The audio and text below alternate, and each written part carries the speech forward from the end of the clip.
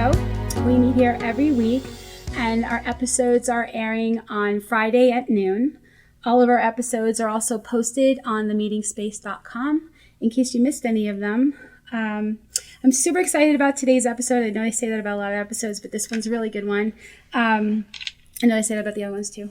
But the topic is one that's very near and dear to my heart. It's about the LGBTQ community and how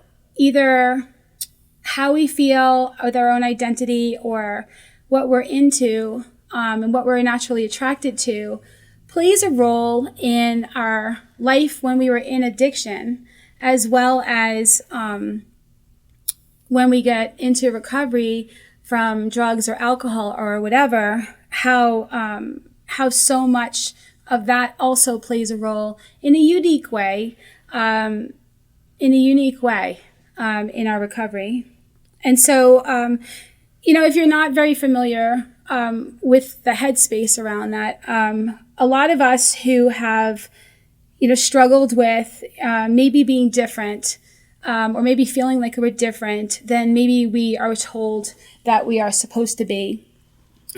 Just addiction from drugs and alcohol alone, most people talk about feeling terminally unique or different, or feeling like they have a lot of shame, like they can't really talk about themselves with people. They have more secrets. They feel like nobody would understand, nobody would love them. And that's just straight in just addiction, period.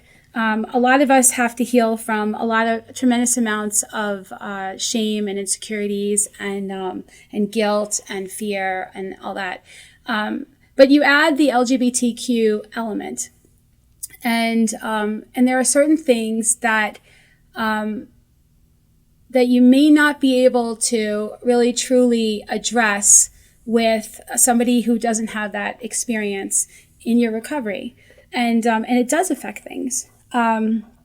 So, for example, if somebody has a lot of shame, they are going to be obviously uncomfortable in their own skin.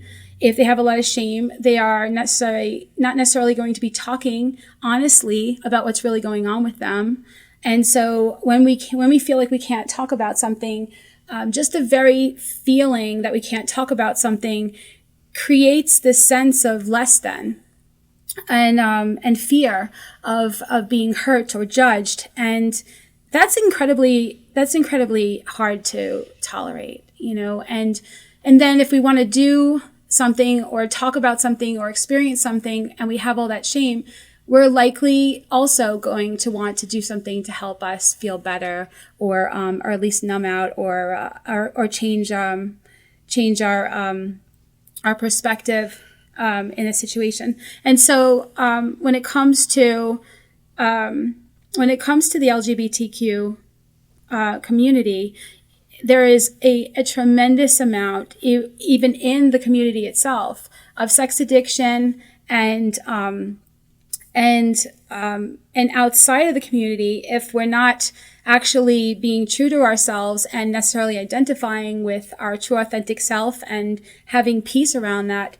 There could be sex addiction in that as well, the secret thing that we do that nobody can know about, and it just adds on top of it. So drugs and alcohol, and sex addiction and avoidance and isolation and sexual anorexia and fear of sexual abuse recovery. There's a lot of elements to what happens in addiction. Everybody's story is different, but there's a lot of similarities. And then what has to happen for us to heal in our recovery. I personally have seen somebody even who was married with children and was fully in addiction the entire time. And then when this person got sober, this person realized that they were living a lie and they were using the drugs and the alcohol to maintain and keep them able to be in that life, and ended up coming out in recovery. So there's just so many different angles to it. But, even as a society, as a society, even though we're becoming more of an open society and people are identifying with different pronouns now, and being much more tolerant, much more understanding, there still is a lot of prejudice. There's still a lot of judgment, and there's still a lot of fear, and there's still a lot of danger of being in situations where you could get physically hurt, or judged, or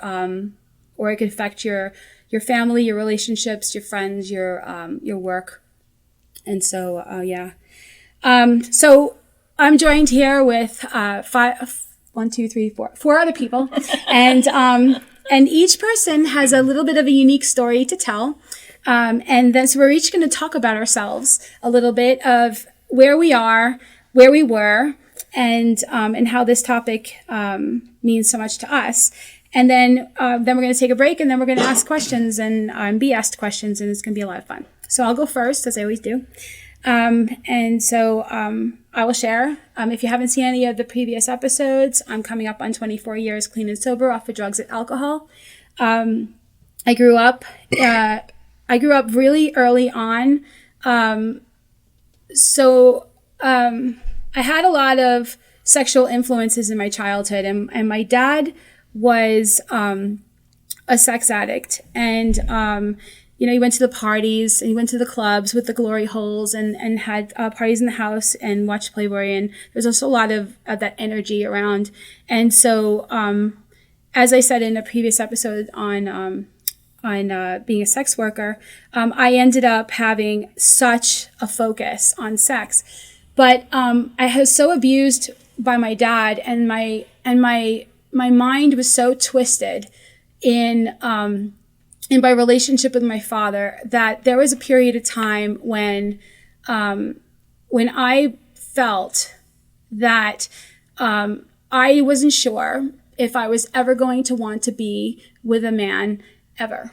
And I remember that. I remember thinking that when I was a little girl, and I remember looking at all the Playboy magazines and the TV show, and sneaking it, and I remember thinking, well, then maybe I'll just be with women. But I had the awareness that I needed to recognize that if I was to go in that direction, it wasn't because that was really what I needed. It was because of the not wanting to, just feeling so turned off to, just affected by my perception of my dad. So, as I grew up, I was very sex positive. I was very I did a lot of that, masturbating to myself, with myself, obviously masturbating, and but I spent a lot of time fantasizing, and I fantasized about being with men, and I fantasized about being with women. So I've always known that I was bisexual, and I knew that at the time, being with a woman wasn't seen the same way as being with a man.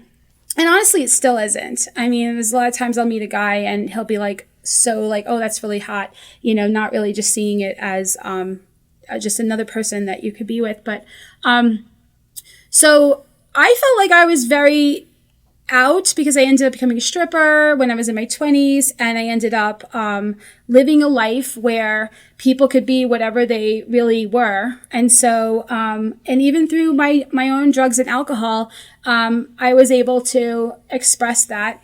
And it wasn't until I was in I was married to a man, and when I went to get married to him, I remember my issue was I was never going to be able to be with a woman again. That's it. I'm picking a sex and I'm staying with it forever. And I remember praying and feeling, and I was in recovery. I was well into recovery, and I remember thinking, but this is my best friend, and that's okay. I must be a sex addict to have such an issue with this, and blah, blah, blah.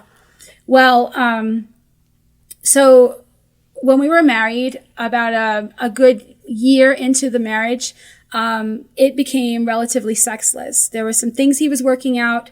It's not for me to tell you on the show.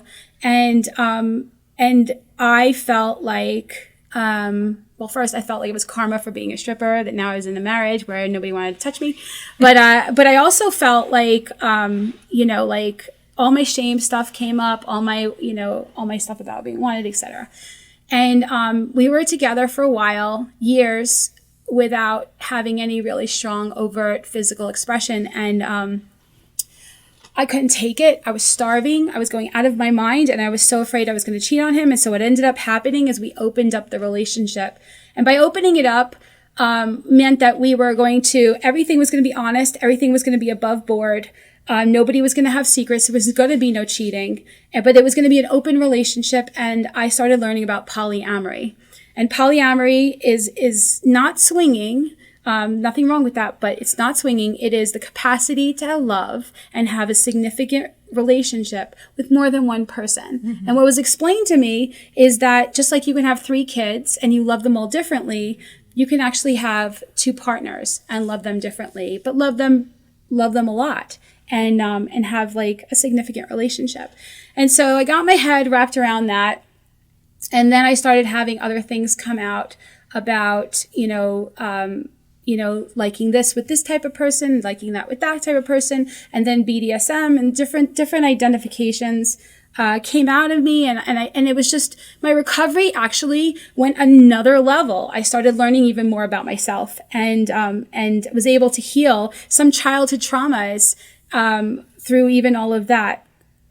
It ended up becoming obvious to me, though, that I needed to, like, my ex-husband, obviously now I spoiler alert, we got divorced. But I ended up realizing that I needed to stop this with him, because in my mind, we weren't having sex, and why be together? And that was just my own stuff, right? So we got divorced and decided to keep what was working, which was, at the time we were business partners and we were best friends. We're no longer business partners. And he met somebody else. And I had a friend who I had known for a while, who I met once years ago, who ended up coming to work for me, who I loved, I looked after, I had a very kind of protective, maternal kind of instinct around her. And, but I never thought that, she would be somebody that I would want to be with, because we were so different in certain ways. And I had already been in, 2 other relationships with women, and it's different. It's not necessarily easier to be in a relationship with a woman, because I've heard people say that it would be. It's my experience is that they're different, but I wasn't looking for it, and I was also not looking for polyamory anymore. I was like, you know what? Let me try monogamy again. Maybe I just need to be with the right person. Well, going through my divorce, I get closer and closer with her, and then she has a situation with her house, and she moves in with me. And I have fears and insecurities and fears that I'm going to lose her because there's somebody she's dating, a guy. And I feel like he keeps I felt like he could take her away from me. And it was kind of interesting is she was one time complaining that she doesn't know if she'll ever have like a significant, healthy love relationship. And I remember telling her, it may be somebody you already know, and I swear I did not mean me. I had no idea I just said something I felt to say, right? So, next thing you know, we go on a trip with this guy that she was dating, and we come back without him, and we are now together. And one thing led to another, and we realized that in some way, shape, or form, our souls were joining, and we were like falling in love for a long time, and we were just the last to know, and and so that meant, okay, so what does this mean? And so the last thing I'll say is it meant because I know myself. And to be true, and this is what I learned in recovery, is to be authentic, is to be true to that. I know myself, and that means that I can't just be with a woman. I will want to be with a man too. And this is just how I am. This is just how I am. Which meant back to polyamory, which is not what I wanted. I didn't know what I wanted. Recovery is all about discovery and more authenticity and clearing out whatever my fears and my shame tapes are. And so, we have been together. We're in an open relationship. We love each other very much. We've committed to each other.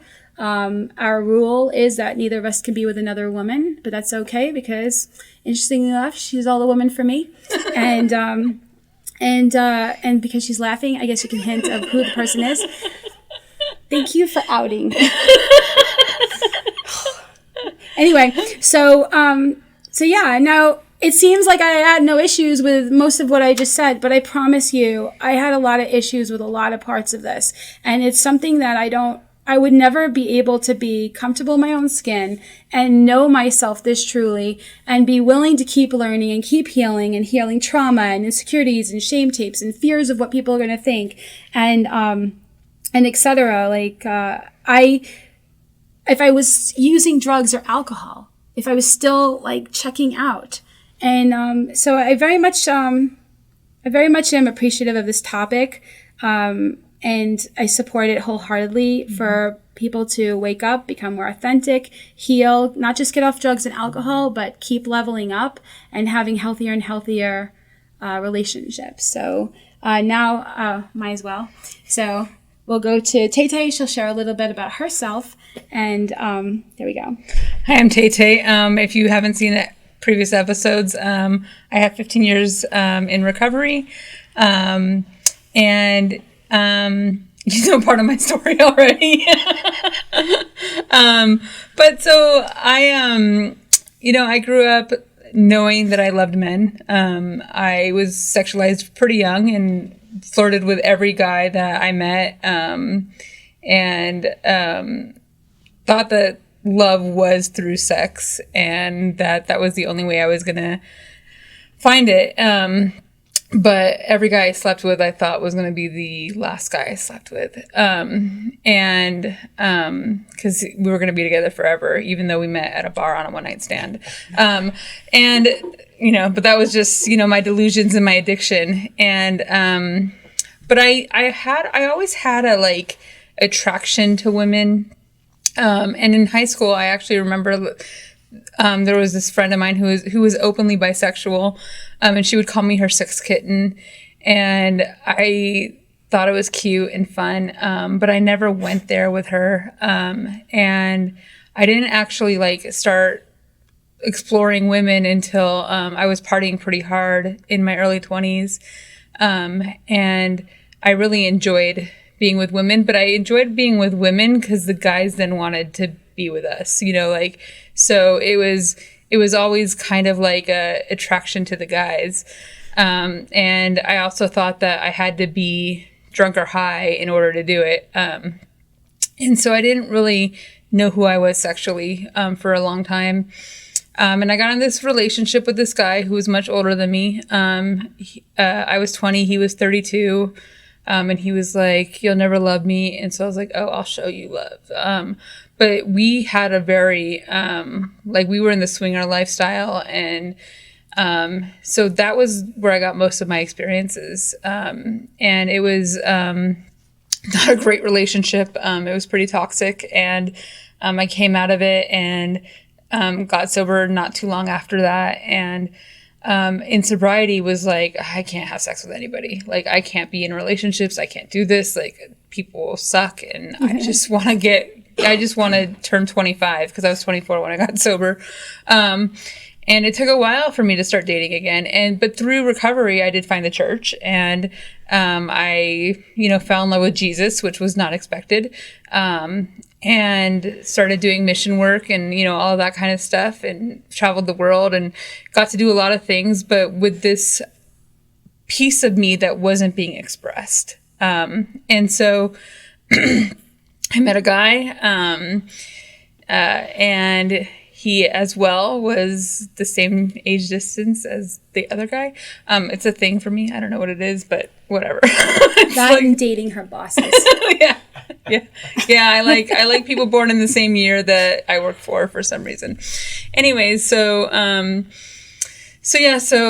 he and I explored sexually, and he introduced me to polyamory, and he introduced me to the side of me that loves women and loves women, and he loves women. And it was just funny because he actually hooked us up for me to be working for her, which we had met before, but it was just an interesting. It's for another show for sure.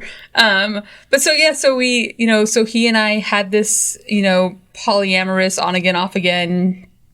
I was never his primary, but we did spend a few years together, almost 4, on and off, and like she said, we in California, we just kind of came to a place where we were like, what are we doing here? Like, we love each other, and we are in love with each other, and it's just been a different experience. And for me, and we'll get more into this in the question and answering part of this, but it was hard for me to come out and to tell people.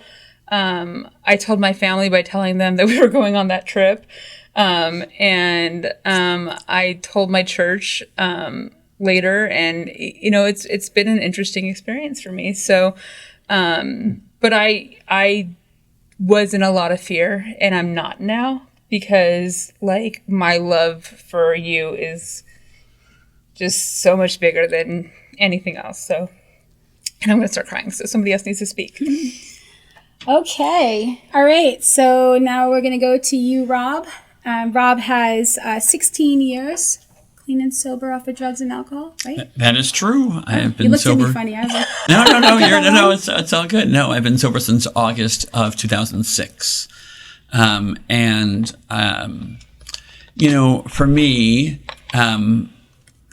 I really identified actually with something that you said, Lisa, because, I'm a child of the 80s. I was born in early 70s, but really a child of the 80s. And the thing to do back then, at least how I grew up in the household I grew up, there were Playboys all over the place. And so when my parents weren't home, I went and got a Playboy and did what 12-year-old boys do. And it wasn't until I was in high school that I was actually a junior in high school that I started to, when I was at the neighborhood pool or whatever, notice the lifeguard, more than, the woman I was dating at the time, who's a dear friend of mine, to this day. And that, brought up a lot of questions in my mind, because I was still attracted to women. But I also saw this one particular person and, would make up reasons to go talk to him, because he was sitting up in his lifeguard chair with his shirt off and the bronzer on and all that fun stuff. And it wasn't until I was in college, which was only, a year and a half or 2 years later, that those questions that I had kept coming up. And I really went back and forth for a very long time and struggled with my own identity and and trying to figure out, at least for myself, answer that question of, do I identify as a gay man, or am I heterosexual, am I bisexual, what's going on? And I don't remember the date or how old I was, but again, I was in college and my parents were not home at the time. And so I thought, I know what I'm going to do. And so I, went rummaging through my parents' things and, found a Playboy, and nothing happened. And no, it didn't work. When you're 20, it works. Believe me. The older you get, that's when you're like, hold on, clear. Ching, ching. Anyways, so but that was like, I hate to bring up, Oprah, but that was my aha moment, right? Where I'm like, oh, I am gay. I have been, struggling with this for the last, 2 whatever plus years, and then I'm like, okay. Put the Playboy away and went out and got Playgirl, and that was just, sort of what I did. And for me, within, at least in Chicago, which is where I grew up, within the gay community, once you are of a certain age, it's very easy to get your physiological, needs met. And it can be a little scary going into those places where you can get those needs met because nobody gives you a rule book. Nobody gives you a map and tells you what to do, what to say, who to go to, what. So there was a lot of, shall we say, trial and error, baptism by fire. Sometimes a little too soon and, and sometimes regrettably. And so, I would sometimes find myself having to, drink and do other substances in order to visit those places to get those needs met. And it took a long time to accept that was just where I was in my life at that time. And then there were bars that I didn't feel a part of, and so I would drink to try and allow myself to relax enough to feel a part of that of the culture of that bar. And it just never worked, at least for me. I could never drink enough or do enough substances to feel comfortable enough to relax in those settings. And so I would, and if I did drink enough to get to that point, I didn't remember it because I would be blacked out. And so then I would end up, going to those other places to get those needs met or go home with someone who I didn't know and, and hope that, everything would turn out okay. And for the most part, it did. I don't have too many horror stories. And then I got, at some point in my life, I fell in love with another man and we got married, not legally because it wasn't legal at the time. And, we were in a committed, monogamous relationship because that's what I thought I was supposed to do because that's all I ever saw. My grandparents were in, committed, monogamous, relationships. My parents have been married for over 50 years.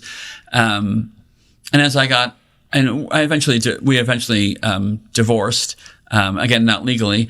And I had to, again, sort of figure out what all that means and where is my place in this world and what does this mean for me and how do I deal with all these feelings that I have regarding the dissolution of my marriage. And so I would just drink, to try and cope with those feelings.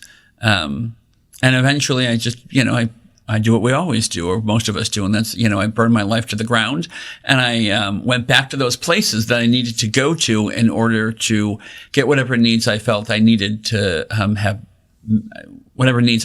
have met at that very moment.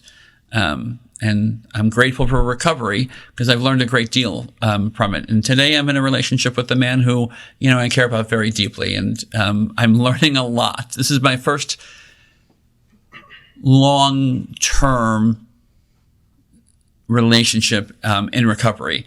And it takes a lot of work, but it really is worth it. So I'm very grateful. Thank you. Okay, we're going to go on to Gene, who has 19 months, and he works in the recovery store. Yay! Hi, thanks for having me. I'm so excited. We've been chatting about this episode for a while, so I'm so excited to be here. Yes, my name's Gene. I've got 19 months clean now. I was an addict, so I say 19 months clean from drugs, but, we try to stay away from everything. So I've been clean from drugs and alcohol for 19 months now. So, thanks you guys for opening up a little bit about me. I never really had to come out. There never was a closet I was in. Okay? So I never had to have this moment of self-discovery. I'm so fortunate for that. I have a beautiful, supportive family, and I grew up in a great time, and I went to an amazing school where there was no need for that drama. So I got to skip that. You know what I mean? Obviously, right?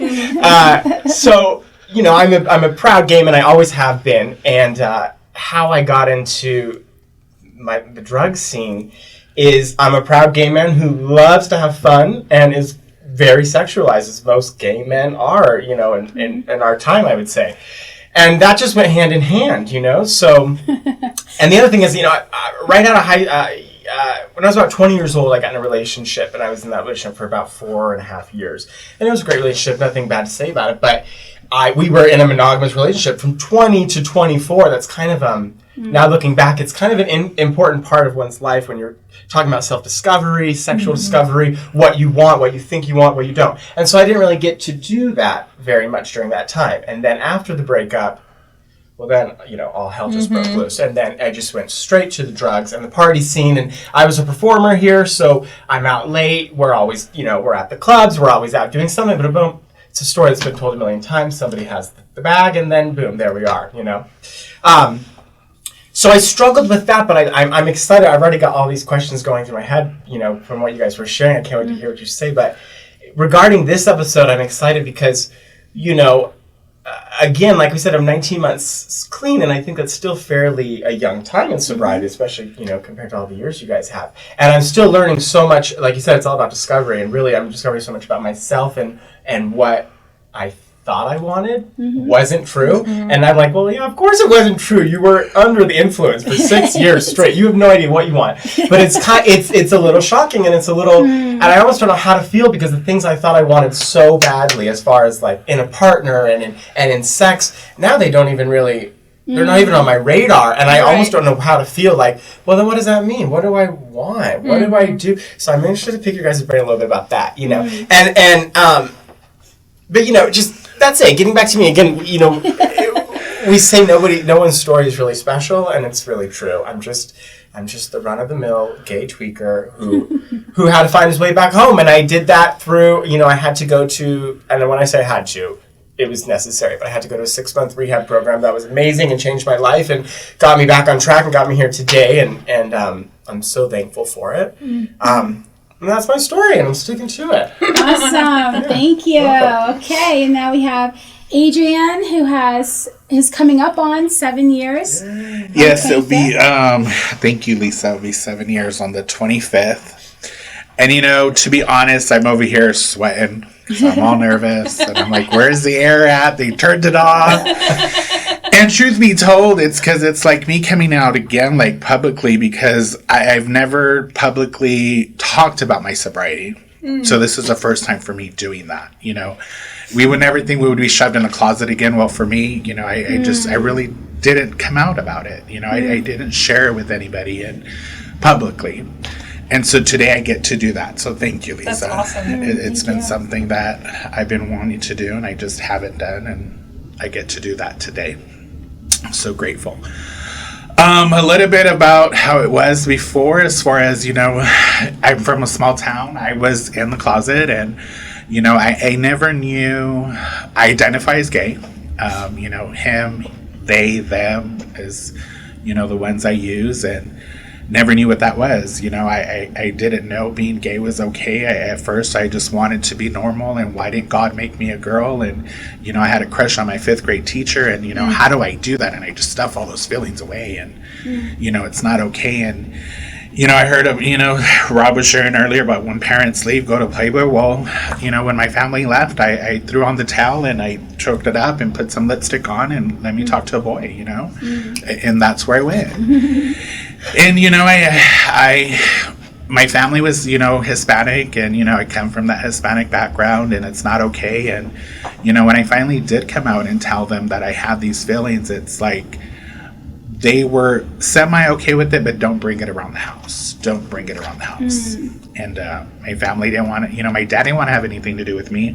I was gay bashed, in middle school. I come out to Vegas, and I get to experience they are gay people, and they exist, and it's okay. And, but we're hidden at a club.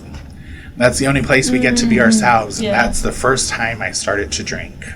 I remember when I started to drink, I started to use, I started to do the ecstasy. I got that liquid courage and talk to the boy and hold hands and, do all that stuff. And, that's where I get to be me. I get the liquid courage to be gay Adrian, and that it's okay. And, the weekend shuts down, and I go back to my week of, at work, and work can be so politics, and I didn't know what politics were, and so I started living them, and I get to live them today, but I get to not be in the insanity of it. And that's because of sobriety. And, I just, family accepts me today. I'm so grateful for that. And my sister, she raised me since I was 9. And just to backtrack a little bit, my mom, passed away when I was 9 years old. She had cancer. It fully was, they couldn't do anything about it. And you'll see my hands move because I talk with my hands sometimes. Maybe it's a gay thing. I don't know. And so, my sister raised me, and my brother-in-law, so they were my parents. So we come to Vegas, and I turn to drugs when I lose my sister, to drugs and alcohol. She was she was an alcoholic, and she drank, and she had the inflammable stomach, and they couldn't do anything. And I decide I'm gonna slow my drinking down, but I turned to drugs, and I just took off from there. And opiates became my addiction, and let me find a rehab that's gonna be LGBT friendly, and I find Desert Hope, and those of you guys that are struggling with checking in or not checking in, they do exist. And you just look them up, and that counselor will help you. And I got to check in, and I was there just to get off the drug and do my 30 days. But I stuck with sobriety, and I got to find Adrian. I got to love myself, and that was the reality. I did not accept my sexuality, and I did not know that. And the dad that didn't want anything to do with me, and the people that gay bashed me, I got to learn how to forgive them. And I got to love them because they didn't know any different. They didn't. And I get to expose those feelings and let them go, and transform from this caterpillar to this butterfly, and just paint how I want my wings to be. So that's me today. Beautiful. Thank you, guys. This is good. All right. Well, we're going to take a break now. Please remember that the opinions expressed here are strictly those of the people who gave them, and do not represent any 12-step program, or should replace your own intuition or professional medical advice. See you in a bit.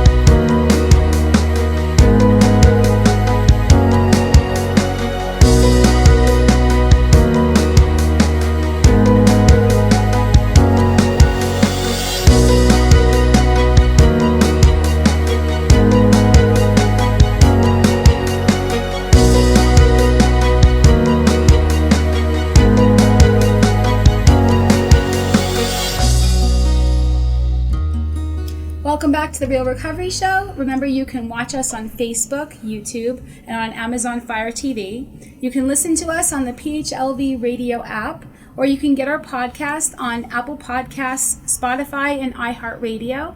And if you're not hooked up with any of those things, or none of that means anything to you, just go to themeetingspace.com and click on The Real Recovery Show. We will be posting every episode up there, and you can go there and watch the live episode every Friday at noon as well.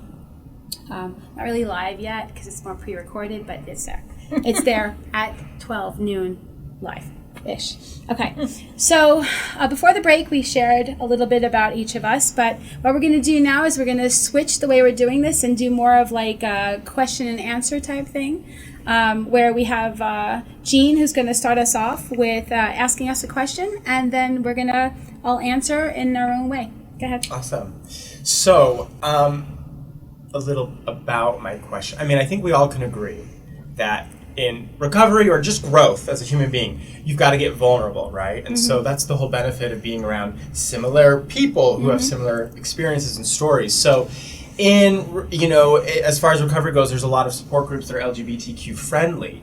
And I personally love going to them for that reason alone. It helps me really get vulnerable. Not to say that a hetero-friendly meeting is going to be I won't get any benefit from it, but sometimes we have a little shame of my gay excursions, you know what I'm saying? That I don't know if the mom of 3, from soccer practice is going to relate to or look at me, or, I don't want, and sometimes those things could get in the way of somebody from sharing and growing and learning from. So that's one of the reasons I love an LGBT friendly meeting. But I want to know, what about you guys? What other benefits do you get from it?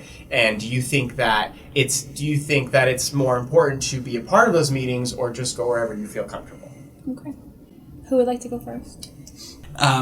When I first decided I needed to enter into the rooms of recovery, I decided that I called a friend of mine, and I said, I'm having an issue, and she took me to my first meeting. And when I walked in, I looked around the room. And I said, well, I want to sleep with that person, and I want to sleep with that person, and that person's attractive. So, and I realized that if I was going to have someone guiding me through my recovery, that I needed to ask a woman. And so that's what I decided to do, and it was one of the best decisions I've ever made, because I knew that if I was going to be vulnerable, as Jean was talking about so brilliantly and eloquently, that if I was going to be vulnerable with someone, really for one of the very first times in my life, I needed to do it with someone I felt safe and comfortable with, and I felt safest and most comfortable with someone whom I, no offense, have no desire to sleep with. So that's kind of interesting because in alignment with the question, isn't it also that, aren't we also looking for somebody who's also going to understand us and what it is that we're going through? Well, and what I was going to say was, for me, I've had a lot of people over the 15 years that I've walked with in, trying to figure out who I was in sobriety and, deal with those vulnerabilities and stuff. And in the last year, I actually have started working with Rob for my sobriety, because he is a gay man that is in long-term recovery and has a relationship with another gay man. So I know we're not going to sleep together. I got a little nervous there. but Please don't make me. but so, and I feel like he's someone that can help me in the areas that I haven't, because I've never been in a relationship with a woman before. I've hooked up with Neither a few. have I. A short period of time in high school, but But so he can help me in the ways that, I didn't get help from the heterosexual people that I worked with before. Mm-hmm. Yeah. For me, it was and all I did was, LGBT friendly support. And I ventured out, and I remember my spiritual advisor, suggesting to me, just close my eyes and listen to the similarities. Mm-hmm. And that's what I did. And so for me, the lesson was, and that's what it taught me, was how we're the same. It didn't matter what, gay, straight, it didn't matter about any of that. Mm-hmm. And I get to have these friends, right? And I get to go and be this herd with them, and because they say the person that's out there that's a lone sheep will get attacked by the wolves, and I didn't want to be that lone sheep, and I was that lone sheep for a long time, even before sobriety. And I get to help people, and for me, I started going to women's support, just strictly women, because I got to share about the bookstore, about Grindr, about hooking up with the guy, or the guys that got me to the meeting. And sometimes that's what got me to a meeting, was the cute guy, to go see the cute guy. And it was whatever it was that got me to that support team and to that support for me to stay sober. And I am there with these ladies, and I get to share this experience, but now I get to have that once a week, right? So that's where I get to share that, and then I get to go to the regular meeting and share what I need to share. But then I realize I have a gift. I get to help women, I get to help men, I get to help my community, and I get to help. Yeah. And it takes me out of myself, and it takes me out of this thinking, because I have a thinking problem, because that's where my thinking takes me. How I shared earlier is about, it's me coming out and not knowing, and I hear that song in the back, I'm coming out, but it feels so much better when you just let go, and then you get to breathe, and you get friends, and you get to have that friend you get to call and talk about this and that. Yeah, so at the meeting space, we've had a whole bunch of different types of meetings over the years, and one of the meetings that we had was an LGBT friendly meeting. And it was an interesting approach. So it wasn't like a closed LGBT meeting. It allowed for people who were just curious and wanted to support. And I think the idea sounded really great. It had some drawbacks. One of them was when we would have sometimes people would go to the meeting who were not there necessarily for the LGBT, and not there necessarily entirely 100% maybe for recovery. It was awkward. And, because they would share their opinions and whatever about but their own, trying to understand. They're in their own headspace about whatever. So maybe it helped them. Maybe it helped them to look at things. But that wasn't why the meeting eventually ended up not working. Because it was pretty successful for a while.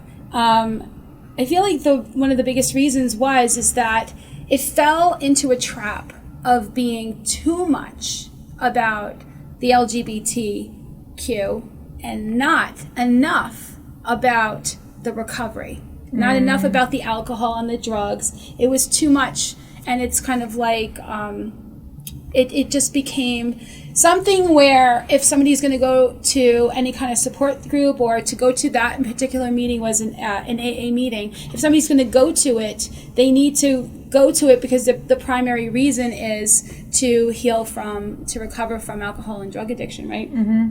And so, because I was curious, it's obviously needed. The power of identification is so incredible, and it was a great energy for a while, so it was a shame that it didn't work out. But to understand why it didn't work out, helped me to understand the community even more, right? Because we want to talk to people and join with people who we feel will get us, right, and be supportive. Right. But if we are only doing that, if we're only going to LGBT or LGBT friendly meetings or groups or whatever, what ends up happening is, do we really learn how to get over our shame tapes and our terminal uniqueness and our concerns about being around people who we could be cutting ourselves off from having really focused recovery in other ways as well? Mm-hmm. Yeah. Interesting. Love that point. I'm going to play the devil's advocate just a little bit. Because I know Give it you. to us. I know you. And I think you're like me, and I think we're blessed to have quite strong personalities. Oh. Right? Thank you. So, thank you. I think we've got a great shield, and I think all of us here kind of do, Mm-hmm. And so I try to step out and think of somebody else, and I think of somebody who maybe doesn't.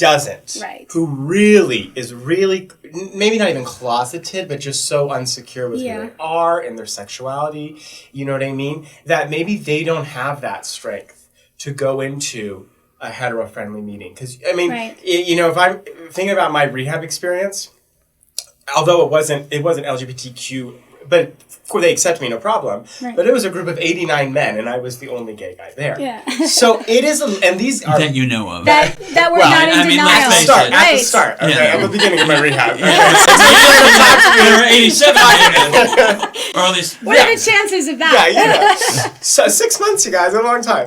But I remember the first day walking in. These were men that were just released out of prison. Mm-hmm. Big men, okay? And just little old me. It can be intimidating, even for somebody like me who is, proud and glitter. You know what I mean? So I just think of that. I just think of somebody who really, especially new to recovery, right? So not only are you uncomfortable with yourself, mm-hmm. you also are coming out of your second closet, if you will, of admitting of your drug or alcohol problems. Right. So mm-hmm. I can go to any meeting and I feel fine, but I can understand for somebody who hasn't experienced recovery so much that it would be a great stepping stone. But I do agree with you. I feel like it is a shame that meeting didn't make it. Mm-hmm. Because I do feel like the power of identification and the ability to talk about something that you can't necessarily talk about mm-hmm. in a hetero or even co-ed meeting. I mean, there's a reason why there's women's meetings and men's meetings as well, right? And just to go back to a little bit about what Jean was saying, those of us that are proud and are okay and we're able to help others. I think that's why I was questioned at one time, about me sharing, why do you always share into gay, or why do you say you're gay? And for me, I do that because it helps others that are quiet or don't want to, say anything. Right. But I don't owe that person an explanation. And sometimes it's just about help. And, there was a point in my sobriety that I went into a depression and I stopped. And I was just, I was eating and I started paying for sex. And that's what got me out of myself. And, when I was told to go to a meeting, I didn't go to a gay meeting. I actually went to a regular meeting and I threw everything up. And if I didn't throw everything up, I wouldn't have met the people I met there to help me pick up. And that's where I got to learn I don't have to do anything alone anymore. Yeah, beautiful. Very nice. Okay, so I think you had some questions too. Yeah, I actually had one question. Jean actually alluded a little bit to that second closet. And for me, it was coming out because for so long I was the church girl, you know? And so, like, for me, And going to a college. Yeah, I That did. was a Christian I was college. at a Christian university, and I was afraid they were going to kick me out. Mm-hmm.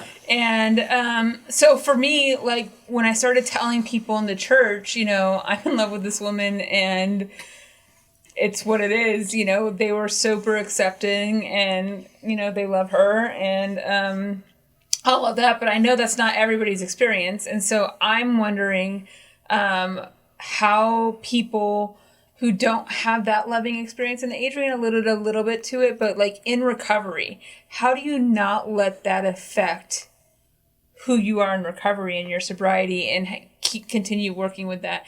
And also, how do you, if you're not accepted by that, you know, place where you found God, like how do you continue to seek God and do the spirituality thing? Do any of you go to like a church or belong to any kind of like religious type thing?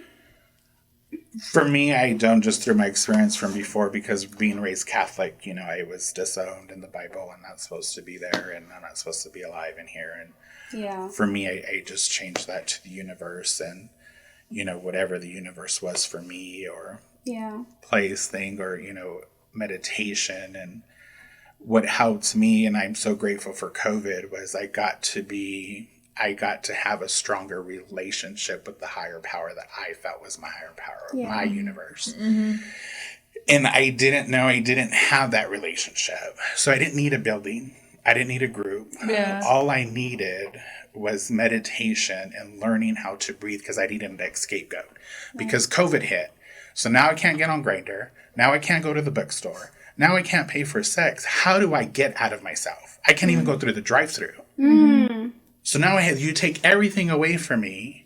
How do I get out of Adrian? That left me with meditation. And, you know, my spiritual advisor taught me how to breathe, and I didn't know how that was. I didn't know how to breathe in and out and build that relationship with the universe that helped me get out of Adrian, because then I knew I wasn't alone. There was something out there that was going to help me. And that's where I got to be grateful for COVID. Yeah, that's beautiful. I think that for me, I don't have an affinity for organized religion. I truly feel for myself, even though there are many people in different organized religions that can really follow their own intuition and their own conscious connection with a higher power, whatever they choose to call it. For me, I needed to just be more like spiritually identified. So when Tay-Tay and I were being Tay-Tay and I, and she's in college, and it's a Christian college, and she's done mission work, and she's literally grown up in recovery in church too, you know, and it's not everybody's experience. A lot of people, they don't have that experience. I feel like more often than not, they don't have that experience. So what ended up happening is for us, and I could speak that way. I feel like again, the redefinition of God for us, and you know, what's the kind of God that you believe in then? You know, what are you really afraid of? You know, and at the end of the day, she chose the God that we both believed in, that wanted our highest good, wanted us to be true to ourselves, wanted us to be authentic.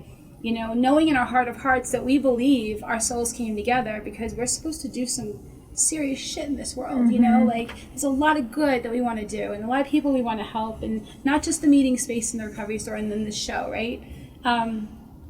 So that God, and so our relationship with the higher power and our story about that got even more softer and more whatever. And you know, that believe what you believe. Take what I'm saying with a grain of salt. Everybody has issues one way or another that we're working out, right? And if the word God turns you off, then just, it's a higher power, the universe, love, whatever, highest good.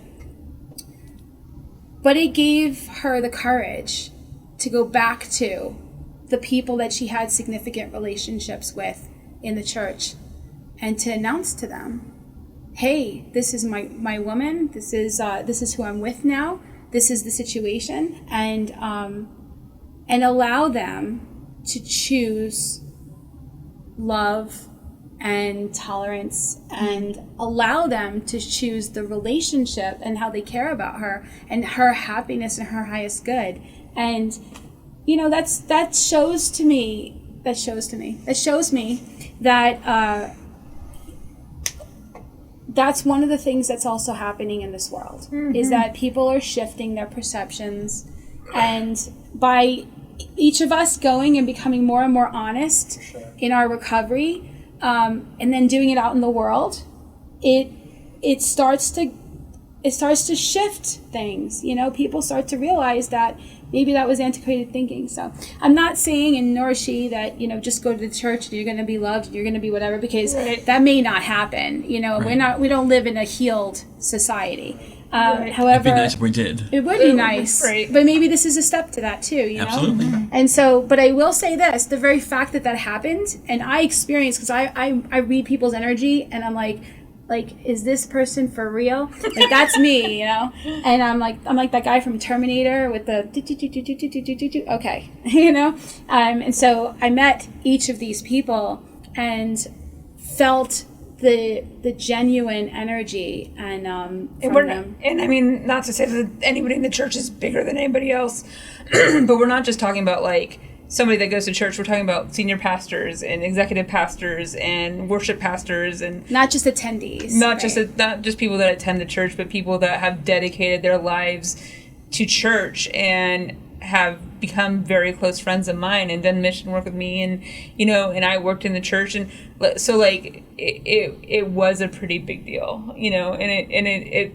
but she was willing to walk away from the church in whatever way wasn't going to honor her being authentic and free and true. And we both believe that your spiritual awakening is all about coming out of the false self and the false narrative and being fake because you're afraid that people aren't going to like it, or fake because you feel like somebody's going to do something to you or whatever, and like learn to listen to that intuition, but to thine own self be true, right? Absolutely. And if you could be true to yourself, you're much more likely to tolerate everybody else as being true to themselves. Right. Any other questions?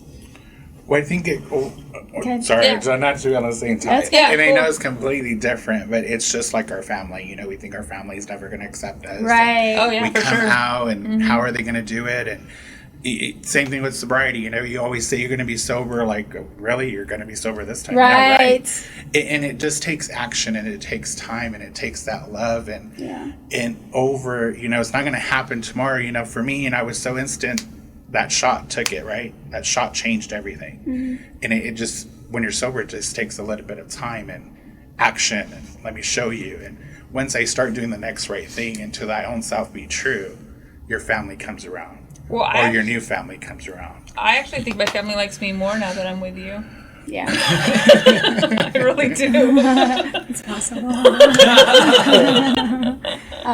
But you know what? There was something that you said in the beginning, Adrienne, about coming out twice. Like, you both are saying about coming out twice. And, it's really interesting, because if you're somebody who has had addiction and have had to admit to your innermost self that you have the addiction, and admit to other people and to ask for help, and you think that you can't identify with people on the show who maybe are have different sexual proclivities as you do, you can, because you had to come out too.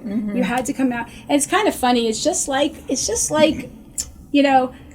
well, Jean, you've never been in the closet, but it's kind of funny, because when oftentimes you'll hear when somebody gets sober and they go to tell people that they had a problem, and people already knew, Yeah. Yeah. like My parents were waiting for me to come out. I mean, they really were. They're like, oh, yeah, well, we knew when you were 5. I'm like, why didn't you tell me?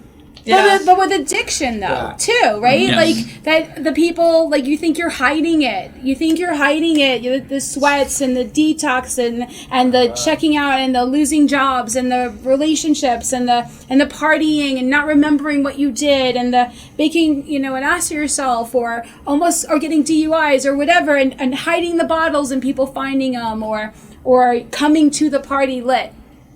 People knew. Yeah. People knew. That's the biggest illusion of addiction is that Absolutely. you think that you're fooling Right, people right. and they're not. So I think that was very profound that we all come out as alcoholics or drug addicts. Yeah. Because it is hard to admit that you need, to admit defeat, to admit that you need help.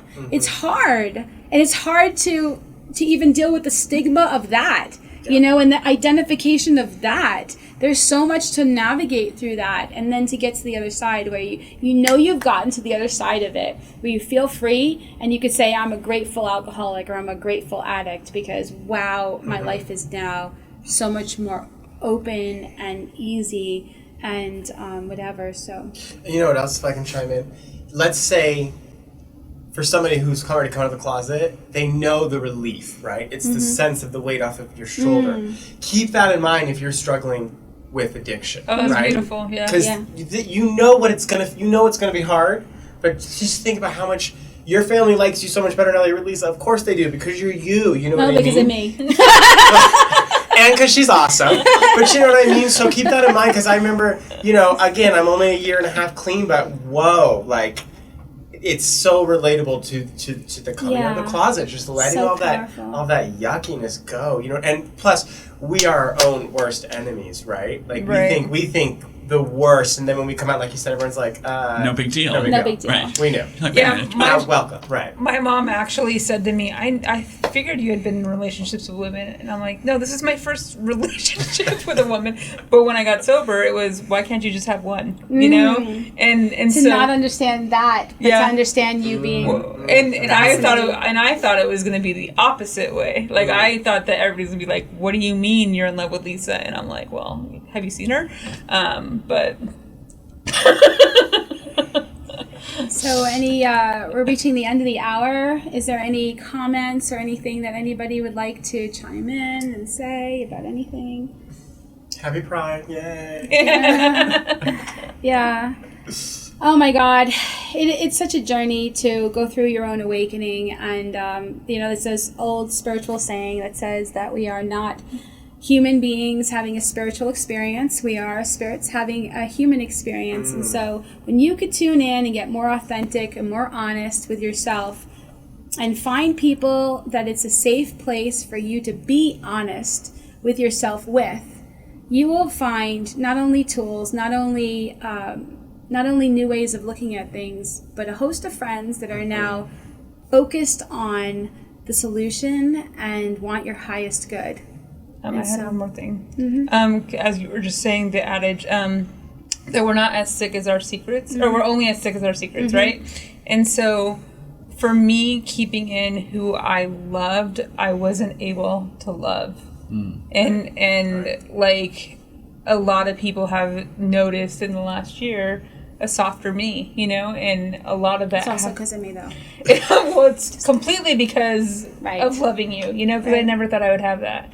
And so I knew I had sobriety, but I didn't know I would have love. And so being able to not be sick in my secrets anymore is a pretty big deal. Beautiful. Thank you guys so much for joining Thank us. you. Oh, thank I would you. love that you guys came on the show. And thank you for joining us today on the Real Recovery Show. We'd like to give a special thanks to our sponsor and gracious host, PHLV Radio here in Las Vegas. See you next week.